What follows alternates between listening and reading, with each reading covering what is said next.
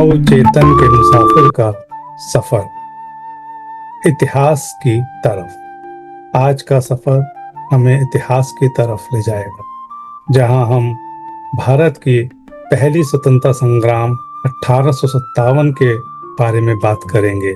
तो चलिए अब चलते हैं इस सफर पर और बात करते हैं 1857 की। आज की यात्रा शुरू करते हैं।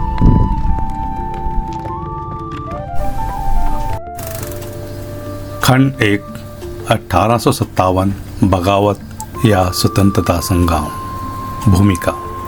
एक नाटकीय मंच का सत्य 1857 की बगावत भारतीय इतिहास का वह नाटकीय मंच है जहां सत्ता, स्वार्थ और सम्मान की परछाइयां आपस में टकराईं। इसके पात्र रानी लक्ष्मीबाई की वीरता, अजमुल्ला खां की चिंगारी, सेठ अमीचंद का धोखा एक ऐसी कहानी बुनते हैं जो स्वतंत्रता, सत्ताकांक्षा और विश्वासघात के बीच झूलती है। इसे प्रथम स्वतंत्रता संग्राम कहकर गौरव दिया जाता है, लेकिन क्या यह जनता की मुक्ति थी या राजा नवाबों की खोई सत्ता का पुनर्जनन? वैदिक दर्शन सिखाता है कि सत्य तथ्यों, तर्क, मनोविज्ञान और दर्शन के समन्वय से उजागर होता है। यह खंड 1857 के किरदारों की प्रेरणाओं, सत्व, वीरता और नैतिकता, रजस सत्ता की लालसा और तमस स्वार्थ और अंधता को एक नाटककार की दृष्टि से परखता है, ताकि मिथकों का आवरण हटे और सत्य प्रकट हो। वीर सावरकर ने रानी लक्ष्मीबाई और तात्या टोपे जैसे मराठा किरदारों को महिमा मंडित कर 1857 को राष्ट्रीय भावना से जोड़ा, पर ऐतिहासिक तथ्य बताते हैं कि यह संग्राम राष्ट्रीय एकता से रहित था। अजमुल्ला खां की चपाती कमल की गुप्त योजना विद्रोह की चिंगारी जलाई, लेकिन सेठ अमीचंद और नवाब अली खान जैसे प्रभावशाली व्यक्तियों ने ईस्ट इंडिया कंपनी के साथ गठजोड़ कर स्वार्थ साधा। हिंदू और मुस्लिम सिपाहियों ने कंधे से कंधा मिलाकर लड़ा, पर जमींदारों और रियासतों की गद्दारी ने एकता को तोड़ा। अनेकता व इस जटिलता को दर्शाता। हर किरदार का अपना सत्य था जो स्वतंत्रता, धर्म और स्वार्थ से प्रेरित था।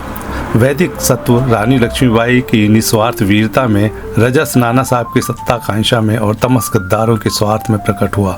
मनोवैज्ञानिक रूप से यह सम्मान और पहचान की खोज थी जो जाति, धर्म और सामाजिक असमानता के बंधनों में उलझी रही।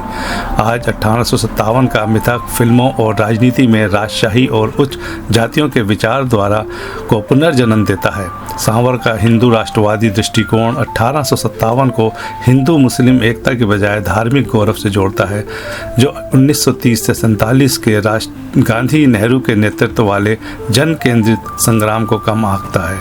यह संग्राम समावेशी राष्ट्रीय भावना का प्रतीक था, जिसने संवैधानिक मूल्यों को जन्म दिया।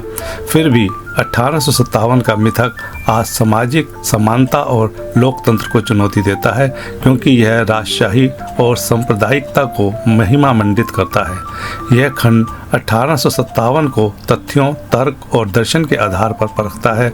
क्या यह वफादारी और गद्दारी का नाटक था या मानवता और सत्ता की लालसा का टकराव? सियादवाद कहता है स्वतंत्रता की चिंगारी, नहीं है राष्ट्रीय एकता, और है और नहीं है देशभक्ति और स्वार्थ का मिश्रण।